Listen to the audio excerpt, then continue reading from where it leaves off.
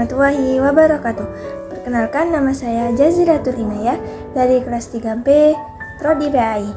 Nah, di sini saya akan menjelaskan tugas UTS dari matkul model dan strategi belajar mengajar.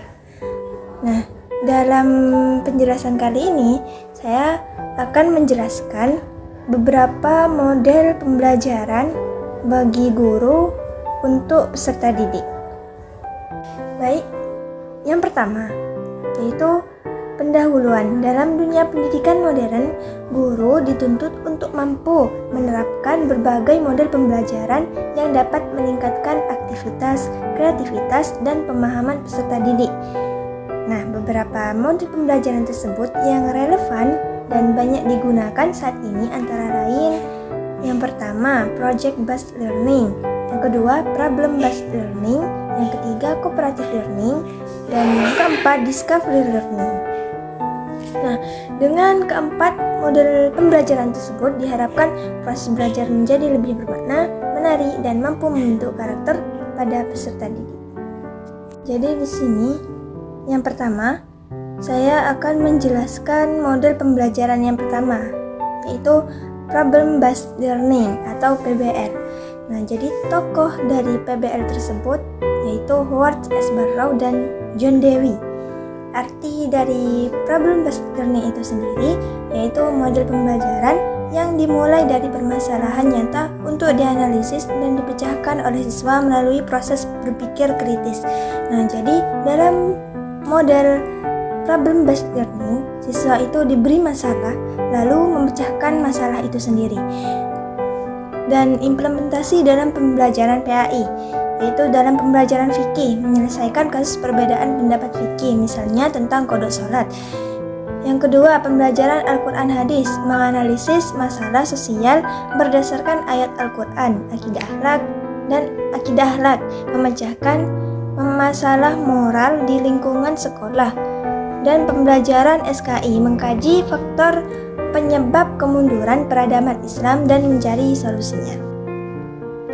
Yang kedua, model pembelajaran PJBL atau Project Based Learning.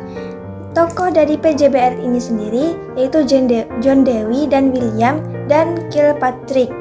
Arti dari Project Based Learning yaitu model pembelajaran berbasis proyek di mana siswa belajar melalui pembuatan produk nyata dari suatu masalah atau tema tertentu. Nah, jadi menurut PJBL atau arti dari PJBL yaitu berbasis proyek di mana siswa belajar melalui pembuatan produk nyata dari suatu masalah tersebut.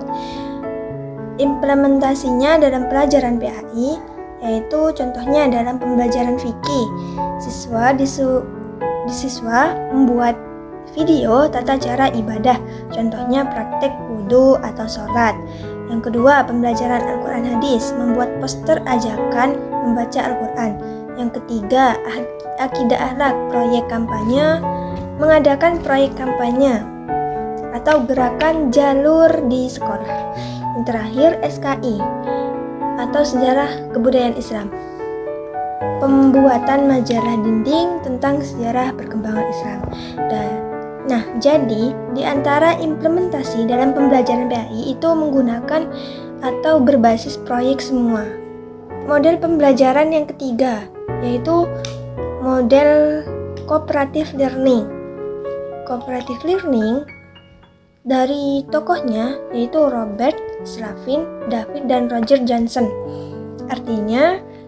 Arti dari cooperative learning yaitu model pembelajaran yang mengutamakan kerjasama antar siswa dalam kelompok kecil untuk mencapai tujuan bersama.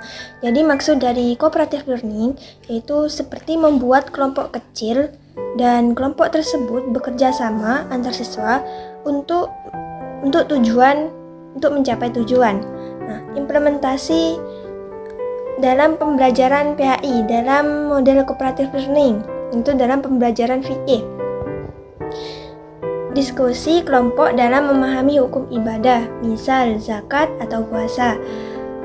Ada pembelajaran Al-Quran hadis, yaitu setiap kelompok menafsirkan ayat berbeda lalu mempresentasikan hasilnya. Yang ketiga, akidah akhlak. Siswa disuruh berdiskusi tentang cara menerapkan akhlak mulia di sekolah. Dan juga ada pembelajaran SKI, yaitu di mana siswa bekerja sama membuat ringkasan peristiwa sejarah Islam. Nah, model yang terakhir di sini discovery learning. Jadi discovery learning tokohnya Jerome dan S. Brunner. Artinya, pengertian dari discovery learning itu sendiri yaitu model pembelajaran yang menekankan pada penemuan konsep atau prinsip melalui proses berpikir dan eksplorasi siswa sendiri. Jadi model pembelajaran discovery learning ini seperti menekankan pada penemuan konsep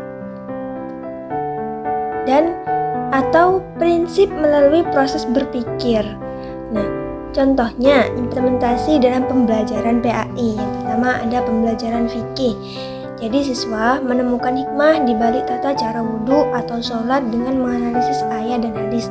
Nah, jadi ketika siswa itu menganalisis ayat atau suatu hadis, mereka menemukan konsep sendiri, menemukan hikmah dalam tata cara berwudhu dan sholat yang benar itu.